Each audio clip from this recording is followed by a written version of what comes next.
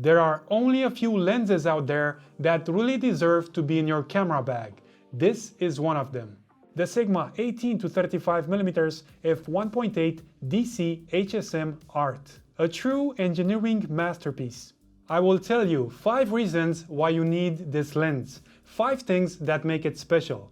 Thanks to my local camera shop F64 that lent me this lens for a couple of days. Now I'm really considering getting one of my own. So the first thing that makes it special, the wide aperture opening of f1.8 throughout the zoom range, from 18 to 35mm. This allows you to use it in low light conditions, at night, or for example on the subway, where I was able to get clean photos without noise because I didn't bump that ISO level too much. Second thing, and related to the wide aperture opening f1.8, is the blurry background that you get.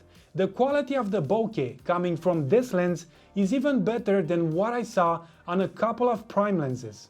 Look at this image. Here, I admit, I was very close to my subject, but I was using the 18mm focal length. The bokeh is superb. Even when I got farther away, I still had bokeh, despite the wide angle. This is not possible with a kit lens that, at 18mm, can only give you an f3.5. Another example, here at 18mm. Look at the background, it looks nice. And now we zoom in at 35mm. Pleasing results. Third thing, good versatility. It convinces you not to take it off your camera. 18 to 35mm f1.8 is good for street photography, portraits, and landscapes. As you can see here, the zoom range is not too big.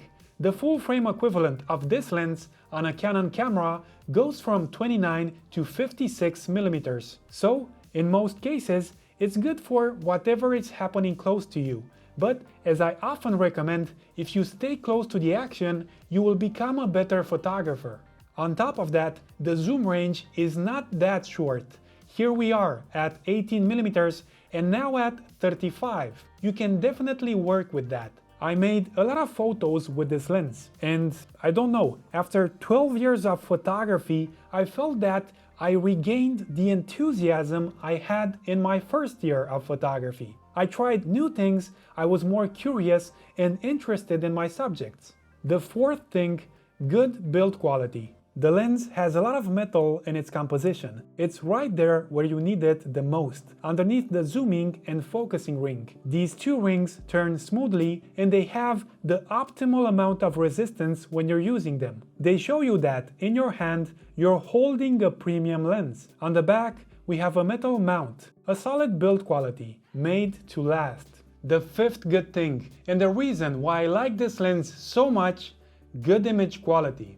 At 18mm, already at f1.8, the middle of the image is very sharp, without chromatic aberrations. In the corners, where things get more difficult for all lenses, already at f1.8, the image is good.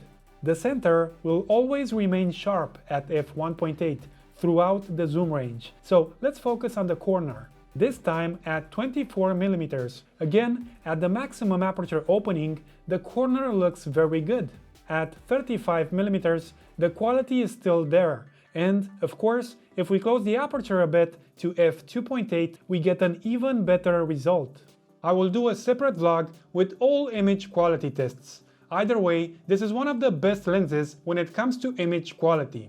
Now, I told you the good aspects. It's time to tell you the 2 things that I don't like about this lens. First of all, I expected it to be a bit smaller, maybe 1 inch shorter. 12 centimeters will come out when you mount it on a camera. It's not a lot.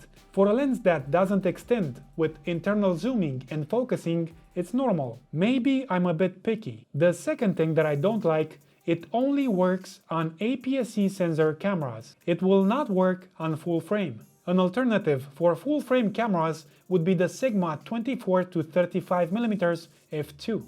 Ignoring these 2 small bad things, the lens brings a lot of benefits. My conclusion is this: owning this product is like having multiple prime lenses in one lens.